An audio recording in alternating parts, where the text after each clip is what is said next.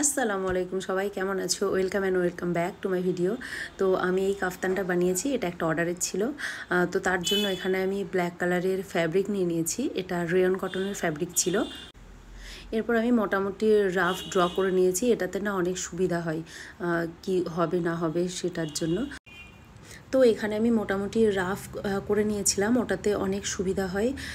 তো first time ভেবেছিলাম মিডিলে ডরি করব, বাট পরে আমি চেঞ্জ করে দিয়েছি, ডরি করিনি। এখানে মোটামুটি আমি রাফে লিখে নিয়েছি। আর আমার হাতে লেখা প্রচণ্ড বাজে, তো এই ব্যাপারটাকে ইগনোর করো প্লিজ। এরপরে আমি কাফতানটার বেসিক মেজারমেন্ট নিয়ে আমি পুরো কাটিং করে নিয়েছি, আর নেক যেগুলো করব সেটাও কাটিং করে নিয়েছি। আর এই যে টাইনি লেসটা আছে, এই লেসটা আমি ইউজ করব নেকে আর পুরো চারিদিকে সব দিকেই। তারপর আমি পুরো ড্রেসটা স্টিচ করে নিয়েছিলাম।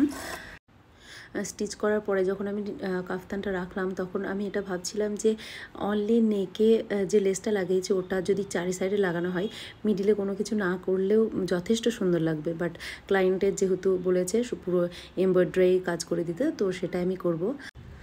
তো এখানে আমি কোনো একদম একটা নির্দিষ্ট প্যাটার্ন ইউজ করিনি, বাস ভেবেছি আমি ডেজি ফ্লাওয়ারই করব।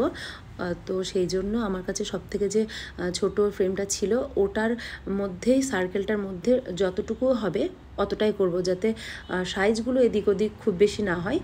বাট এরকম নয় যে সেম টু সেম একই ফ্লাওয়ারই করবে, এরকম কোনো চিন্তাভাবনা আমার ছিল না। তো তাই আমি কোনো প্যাটার্ন বানাইনি। তো এভাবে আমি হোয়াইট পেন দিয়ে ডাইরেক্ট করে তার উপরে সুতোর কাজ করেছি। এই ডিজাইনটার ফুলে আর পাতাতে যে সেলাইটা আমি করেছি, ওটা নর্মালি এমব্রয়ডারি স্ট্যান্ডগুলোতে করতে আমার খুব একটা সুবিধা লাগে না। তো সেই জন্য এটা নর্মালি আমি যেমন হাতের উপরে নিয়ে করি, তো ওরকমই করেছি। এক হাত দিয়ে ফ্রেমটা ধরে আর এক হাত দিয়ে ইজিলি হয়ে যায়, তাই স্ট্যান্ডের দরকার হয়নি। কিন্তু এই যে স্টিম স্টিচ আর ফুলের মাঝখানে যে ইয়েলো কালারের নট স্টিচটা করেছি আমি, ওটা করতে আমার স্ট্যান্ডের দরকার ছিল, কারণ আমার সেলাই করার জন্য দুটো হাতই হয়ে গেছিলো। সেই জন্য স্ট্যান্ড অবশ্যই আমার প্রয়োজন হচ্ছিল। তো তাই আমি এই দুটো ডিজাইন স্ট্যান্ডে করেছি। প্রথমে আমি যতগুলো ফুল করেছি তার পাপড়ি আর পাতাগুলো সব করে নিয়ে দেন আমি স্টিম স্টিচ আর নট স্টিচটা দিয়ে নিয়েছি। তো এরকমভাবে আমার পুরো হ্যান্ড এমব্রয়ডারি কাজটা পুরো কমপ্লিট হয়ে গেছে। শুধু আমার বাকি ছিল লেস লাগানো, তো আমি এটা চারিদিকে লেস লাগিয়ে দেবো। ভিডিওটা করার সময় পর্দাটা আমাকে যা ডিস্টার্ব করেছিল। যাই হোক, এবার আমি ড্রেসটার পুরো চারি সাইডে লেস লাগিয়ে নেবো। এটা ছিল এর ফাইনাল লুক। তো এই যে ফ্রন্ট অ্যান্ড ব্যাক দুই সাইডে আমি লেস লাগিয়ে নিয়েছি। তো আমার এই ড্রেসটা কেমন হয়েছে অবশ্যই সবাই কমেন্ট করে জানিও।